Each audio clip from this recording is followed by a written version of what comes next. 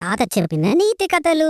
స్టోరీలోకి వెళ్లే ముందు మన ఆలోచన శక్తిని పెంచే ట్రెడిషనల్ మెథడ్ అయిన ఒక పొడుపు కథను చూద్దాం. ఎంత దానం చేసిన తరగనిది అంతకంతకు పెరిగేది. దీని యొక్క జవాబును కామెంట్ బాక్స్ లో పంపించండి.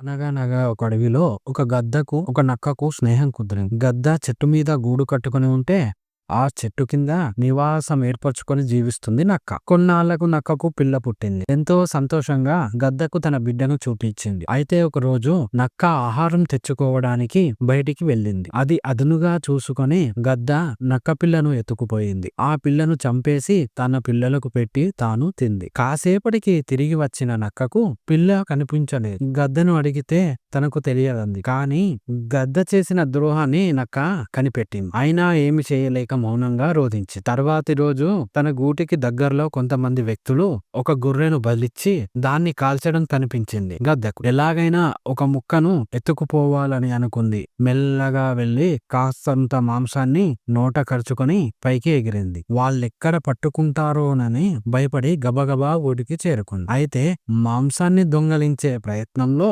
దాని తోకలోని ఒక గీకకు అంటుకున్న నిప్పుని గద్ద గ్రహించలేకపోయింది. ఎండు పుల్లలతో గూడు నిర్మించుకోవడం వల్ల ఆ గూటికి అంటుకుంది.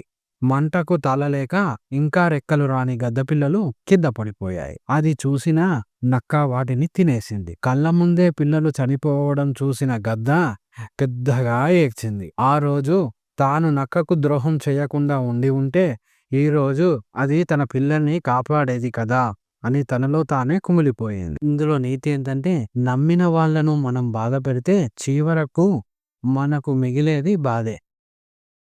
తాత చెప్పిన నీతి కథలు. కొత్త స్టోరీల కోసం సబ్స్క్రైబ్ చేసుకోండి. పక్కన ఉన్న బెల్ ఐకాన్ నొక్కండి. లైక్ చేయండి, షేర్ చేయండి.